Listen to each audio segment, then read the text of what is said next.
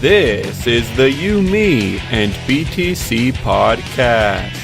Cryptocurrency decrypted. Welcome to episode 47. First up today, we'll be chatting about transparency in our monetary systems. One Reddit user pointed out that although mining pool operators can cause centralization problems, the risks there are much smaller than in our current banking systems, where there is even more centralization and minimal transparency. Then later in the show, we'll share a bit about the new way to send money with Snapchat and a Bitcoin lover who implanted NFC chips containing Bitcoin private keys under his skin. Your hosts today are Tim Baker, John Stewart, and myself, Daniel Brown. Here we go.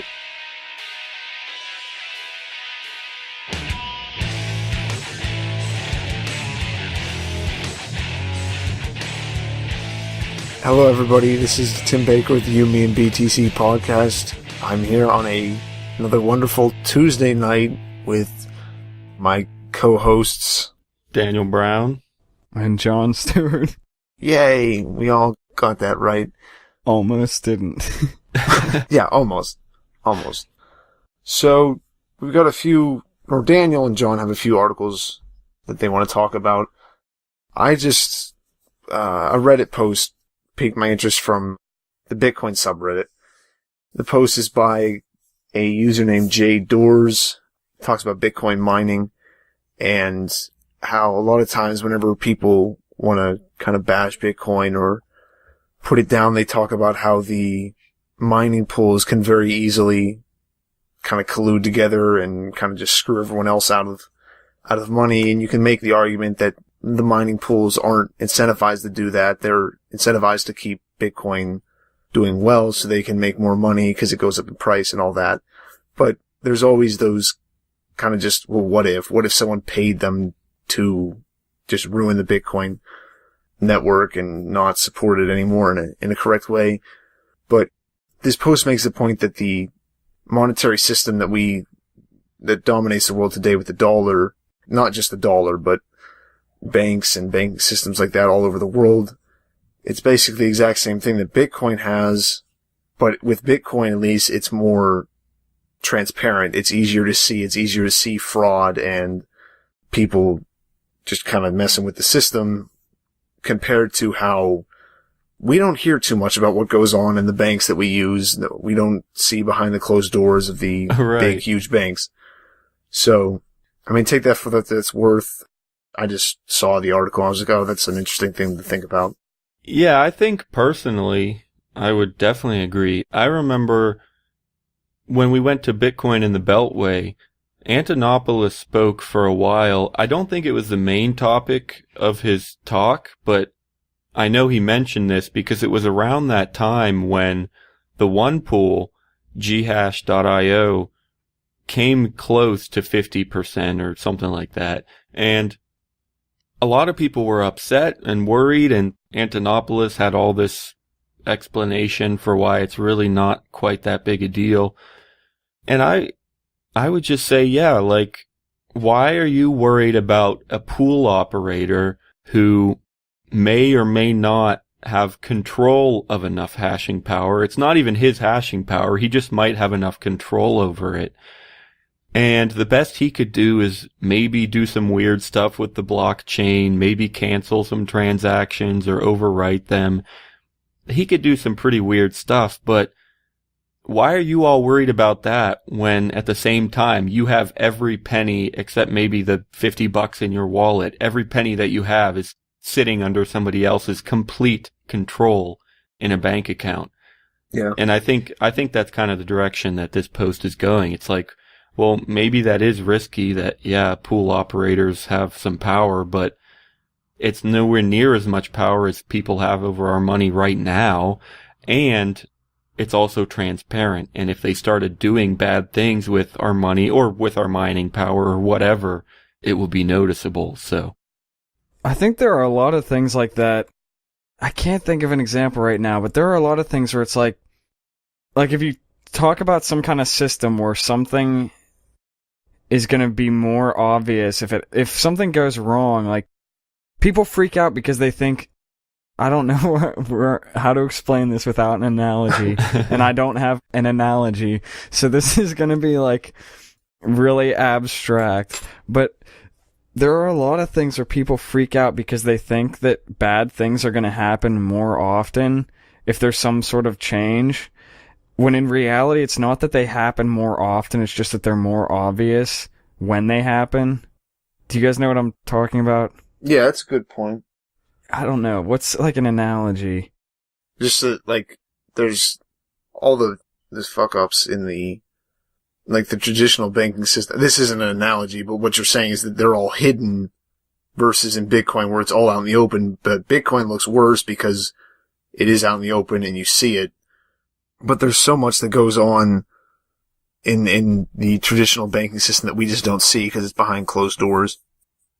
Yeah, I guess here's maybe a decent analogy. People would freak out if we're like, well, let's take away all the speed limits off the road.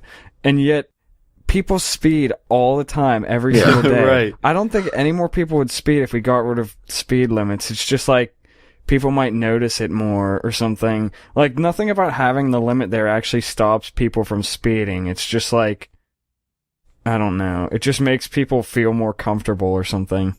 Yeah. I remember always having this argument with my parents, especially my mother, because she was always very much on the you can't go over the speed limit. And it was always like, well, if you raise the speed limit, then they're just going to go 10 miles an hour faster. Which, I mean, I always had to agree to as a kid, but now that I look into it now, they've actually done studies and people don't do that. People drive where they feel comfortable. And then they'll try to argue, they're like, well, but what about that one person who just does? Well, I mean, the person's going to do it anyway. It doesn't matter if the speed limit's 50 or 25. There is going to be someone who's going to see how fast they can go and go 90 miles an hour. I see people go like 80 probably weekly on like a 55 mile an hour road. People going 80 and above. Like, that's like a weekly occurrence, and I don't even drive that much. Oh, I do that. I go like 100. I do too. Like one time, going to your house, it was actually for John's show. I thought I was late, which I ended up not being late, but I got up to about probably like 105 on the highway. Yeah, 79 is pretty good. So, I definitely enjoy my share of speeding, but just to make sure I'm understanding this correctly, basically what you're saying is people are afraid of seeing bad things and knowing that bad things are out there, and they will do things to avoid seeing them, even if that doesn't even make them go away. They'll just try and hide it or cover it up. And partially, but I think that happens more subconsciously. I think it's more that people assume that having like some kind of quote unquote protection, it will actually like rule out bad actions. But that's not what actually happens in the real world. Like, people will assume that because there's something set up to stop something bad from happening, that it won't happen. Or that, I don't know, my analogy wasn't the best. Or they'll assume that because there isn't something to stop the bad thing, or at least as much as there seems to be in this other one, that it's going to happen all the time then. That's a better way of saying it, I guess. So tell me what is the bad thing in the banks or in Bitcoin that people are trying to... It's in both. Yeah, the point of the article is that it's the same thing. It's the collusion. There's a possibility for collusion. Okay. That as the mining pools get larger, then they could take over, but that's already what the banks have already done. At least with Bitcoin, it's more transparent. Yeah. Yeah, that makes sense. And I'm not entirely sure about the analogy either, but I think at face value, the idea that both banks and mining pools offer some kind of risk, I think that's fairly clear. And I think it's also fairly clear that, well, at least with Bitcoin, it's a lot easier to see what's going on within the infrastructure and the pools or whatever. So I think that makes sense. Yeah, that's the part the analogy doesn't capture very well. because in either cases, it's just as easy or just as hard to tell if somebody's speeding. The point of the analogy is just to show that people think if you get rid of a protection or something that they think is actually a protection, that things are just going to multiply and become so much worse. Right. And that's the thing with Bitcoin, where it's like people think that having these banks like have their like codes of conduct and their rules or whatever, and like they're supposedly under law. And right. I think that would be the main thing is they think, well, if the banks do anything wrong, they'll go to jail for it. Yeah. So that's why people don't talk about this stuff happening with the dollar. They don't talk about 51% attacks on the dollar because they think just the government will handle that, or the banks will come to some agreement, or they'll split or something. Right. When in reality, every time that, well, I guess Congress doesn't really vote on when to create more money, but in a way, it's a 51% attack that creates our entire society. Yeah. Well, when you think about it, it's not even like it's less than 51% acting with the power of 51%, which makes it even worse. Yeah, that's true. Yep. It's like actually a pretty small minority acting with the power of 51%. So at least in Bitcoin, if that were to happen, it would actually be like a viable, maybe not viable, it would actually be like, it would make sense mathematically or whatever. Yeah. Actually, maybe a better analogy would be how it almost sometimes seems like the world's getting worse and more violent and more everything like that, but then whenever you look at statistics, it isn't, so people try to figure out why that is, and it's because nowadays we have more stuff that reports what goes bad. I'm using this maybe as a analogy for the whole thing with Bitcoin versus the more traditional monetary system. So you're saying that having more transparency makes things worse. Better? No, well, it does, but it makes it look worse. It makes it look worse, but in reality, it makes it better. Yeah, is that what you're saying? Yeah, like now, Okay. because in like our world, like murder's going down, wars are going down, all this is going down. But then you can also say, well, look at all this bad stuff. But all that stuff was going on before. There were right. It wasn't a wonderful paradise back in the 1950s. Yeah, that kind of just makes sense if you think about it. Yeah, my dad has said something about that recently. He was like, because we were talking about serial killers once, and he was saying that he, like, if you look back at some of those serial killers, like, a few decades ago, like, they would get, like, into the 60s, like, of numbers of people they killed, and he thinks that, like, that wouldn't happen now because they would get found so quickly because there's, like, all this social media everywhere and cameras everywhere and stuff like that. And he was saying, like, I wonder back before there was all this news and reporting and stuff, how I'm sure there were serial killers back then. Just imagine how many people they could kill before people caught on to them. Yeah. I mean, they might never have been caught. Yeah, exactly. I mean, people did that all the time, I think. You know, whenever they committed any kind of crime, they could easily just up and move to another town, and everybody thought they were normal and didn't know anything about what they did. Yeah, and I mean, when you look back, it seems like serial killers are like a relatively recent thing, but I'm sure they're not. Right. And I guess just to clarify again and connect this to what we're talking about, it's just that is what Bitcoin, one of the things that it has to offer is transparency like that. You can see what people are doing, and it's weird because we also praise the anonymity, but that's the point. It gives you the choice. If you want to be anonymous, you can, but if you want to be transparent and if you want to make it easier for people to trust you or keep an eye on what you're doing, you can also be transparent. So that's one of the things it has to offer, and that's really helpful when it comes to things like mining pools where you're trusting somebody else with your hashing power, and when they have the ability to cause problems, well, it's awesome to be able to just see right there what they're doing, and that's super helpful.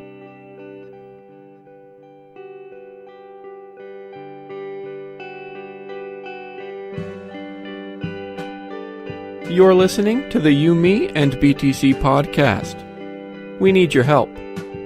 First of all, we'd love it if you could check out our website, youmeandbtc.com.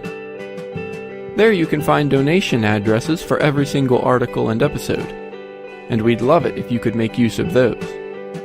We could also use some fans and followers, so if you're willing, please visit Facebook or Twitter.com/youmeandbtc. Lastly, remember to subscribe to the show. You can do that on iTunes or sign up on our website to receive email updates. Thanks for your support.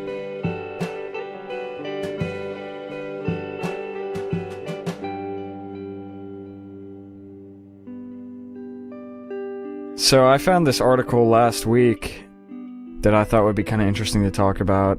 It's an article from CoinDesk. The headline is "Meet the Tiny Bitcoin Wallet That Lives Under Your Skin." So it's a pretty self-explanatory title. What this is it's like one of those biohacking things. And basically this guy who is known as Mr. Bitcoin, according to the article, I don't know who calls him that, but he had 2 NFC chips injected into the back of his hands. If you don't know what those are, it's near-field communication. It's kind of becoming sort of like a hot thing right now. That's what Apple Pay uses, and a lot of other people are trying to start doing stuff with this. But the way this guy used them is to store private keys to his Bitcoin wallets. So they're offline, and they're off paper, too. I mean, he might have copies of them on paper somewhere, too, but pretty safe way to store your Bitcoins. It's probably going to be pretty hard for somebody to hack up your hands and rip out this thing if they even know that they're in there. Just in terms of stats or whatever, the chips that he has have 800 bytes of data. So according to his calculations, he can store 26 mini private keys that are 33 characters long. Or if you want to have more secure encryption, you can use BIP38 encryption, and each key is twice as long, 58 characters. So I would guess that means you could store 13 private keys.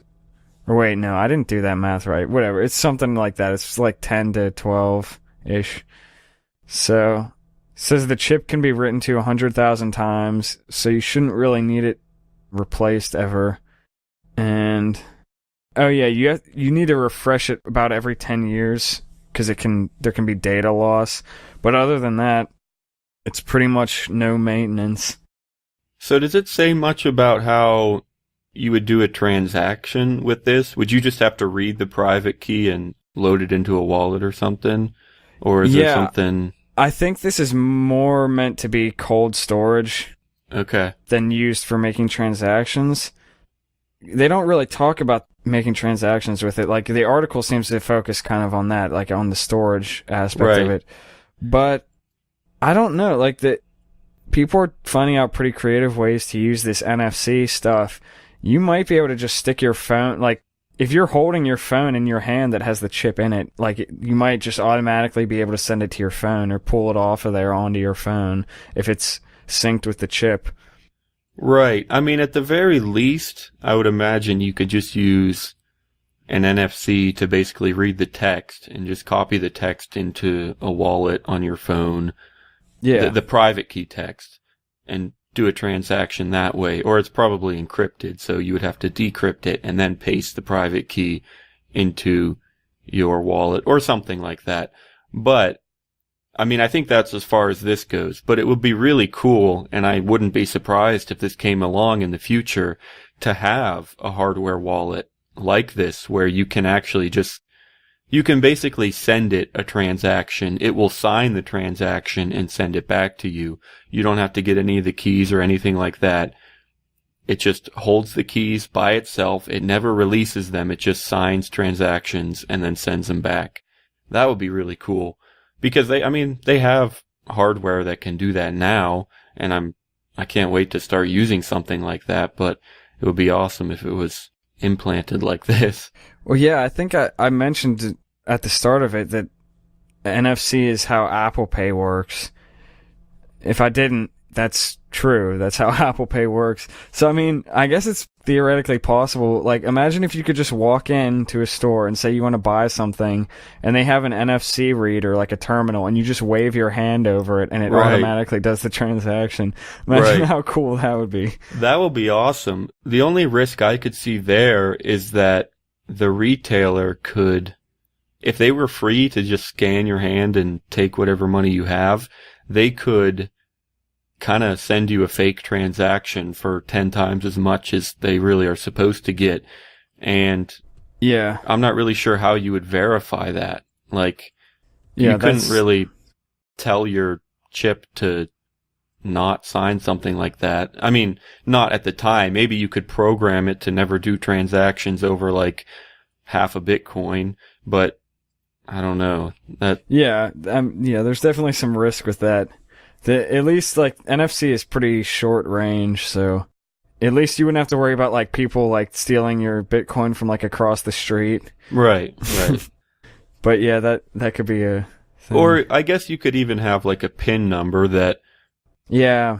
once the retailer scans or tries to create the transaction, somehow you have to enter a PIN number before it's actually finalized or officially signed or something like that. Maybe. I don't know. I'm sure all kinds of people could come up with some crazy ideas. So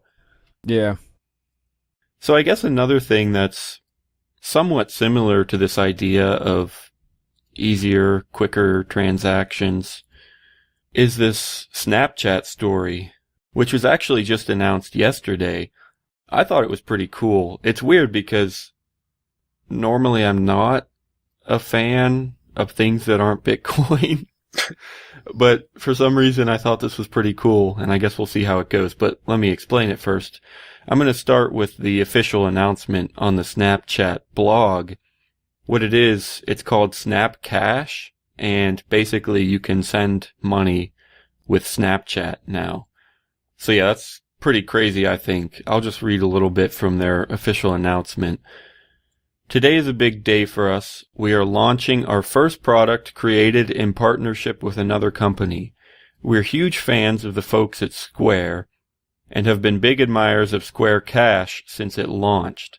Just type a dollar amount into the subject line of an email and send cash to friends. Genius.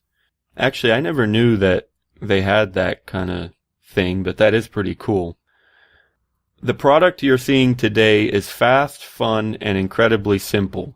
After you enter your debit card, it's securely stored by Square, who will swiftly process your payment and send cash directly to your friend's bank account. Just swipe into chat, type the dollar sign, an amount, and hit the green button.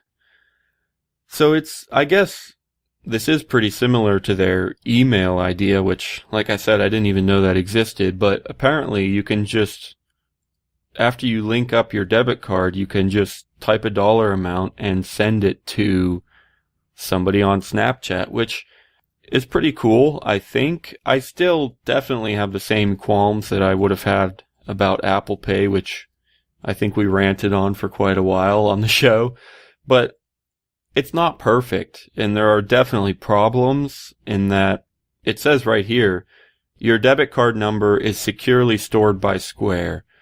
Well, yeah, there's not really any such thing as secure storage, especially when a single company is storing thousands or millions of credit card numbers. I mean, even if they have wicked security, that's also a huge target, and you never know what could happen. And I mean, you have the same risks when you're storing your Bitcoin private keys. So, I don't know, it's an interesting dilemma. I mean, it's always risky to try and keep your money safe. But one thing that I really wasn't sure about for a while, and I still haven't really been able to find anything official that actually answers my question. I can't tell what the fees are, or even if there are any fees. And I think after reading several articles, I think since nobody's mentioned it, I guess maybe there are no fees. And the only way I can imagine that is, well, a couple things. First of all, they only do debit card transactions, which are always a lot cheaper. And so that if there are no fees, it would help for it just to be debit transactions. And also, let's see, this is a little bit from a TechCrunch article from November 17th. And it kind of explains a few more things that could be beneficial for Square and Snapchat. It says, being featured in Snapchat will net Jack Dorsey's company brand exposure and credit card numbers. Jack Dorsey is in charge of Square, and that is true. They are gaining, like I said, brand exposure and credit card numbers.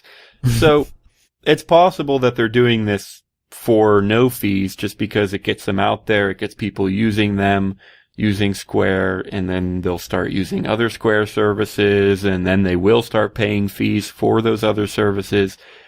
So that might explain that a little bit too. So it puzzled me for a while, and it still does to some extent, but maybe the idea that it's debit transactions and brand exposure, I guess, would be the biggest thing to help make sense of that. And even now you can do not necessarily debit, but you can do ACH bank-to-bank transactions for free.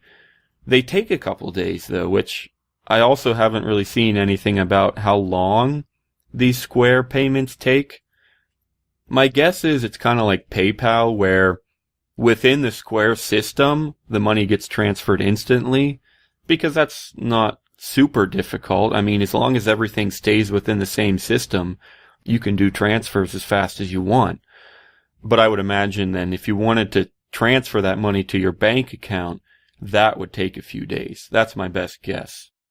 That's pretty much how PayPal works too. I can send people money through PayPal instantly, but if they want to withdraw it, that takes an ACH transfer, which takes a few days to get to the bank account. So I guess it's just another option out there in the world of fiat peer-to-peer payments. I mean, Apple Pay came out a couple months ago, and like I said, we talked about that a lot. Google Wallet is out there and trying to do things. I'm reading a little bit. The author of this article says they use Venmo, which I have never used that. I don't really know what it is, but it's listed here with Square Cash and Google Wallet. So I guess it's kind of a big thing. Like you were saying earlier, John, with the payment or the NFC chip. Well, I guess you were talking about NFC becoming kind of a hot thing, but it's also kind of becoming more popular for this, I don't know, simpler peer-to-peer payment system where you don't really have to go through much banking or credit cards or things like that, but you can just send money directly to a person. Yeah. Just kind of is a big thing these days. And yeah, I totally agree with you on that. And with every single story that we've come up with that's kind of in the same area about these new peer-to-peer things, it's the same thing that we've always said, and I'm going to say it again, that my hope is that all this stuff makes people realize the value of Bitcoin. It's right. Like they're coming out with all this crap, but it's like they're all kind of like cheap imitations, sort of, at least in my opinion. So I think we're seeing people are starting to see the value of this kind of thing. Hopefully they'll just realize that Bitcoin is way ahead of everything else. Right, absolutely. It's kind of like just breaking the ice and getting them introduced to this idea that, you can send money directly from one person to another. Wait, why do I need Snapchat? Why do I need Apple? Why do I need my credit card number? Why do I need my bank? Why can't I just do it directly? Oh, hey, look, there's Bitcoin. Let's do it that way. Because that is really what's going on here. Look at this. When you send money, you're doing it through Snapchat. That's how you actually send the money. But Snapchat has to do it through Square. Square is the one that actually handles the payments. But the way Square does it is you have to have a Visa or a MasterCard. That's just how it works. Square can only handle Visa and MasterCard. And not only that, but those cards have to be debit cards, which means they rely on your bank account as well. what the heck? That's Snapchat, Square, Visa and or MasterCard, and your bank. Why are all of them in between you and the person you want to send your money to? Why can't you just send it directly?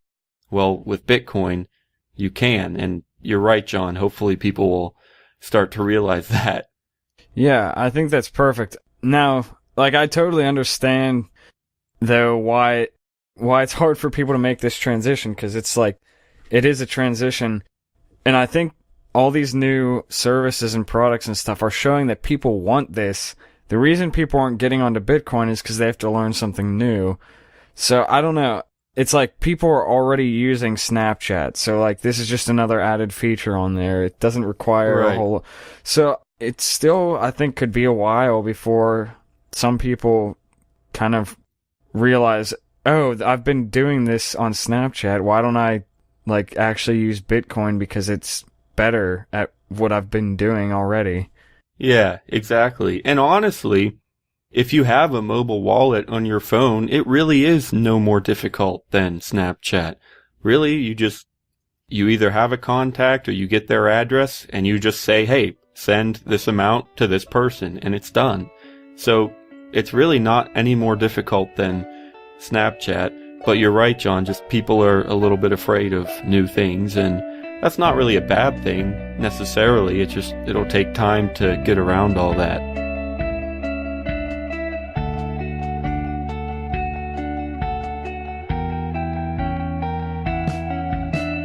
Thanks for listening to episode 47.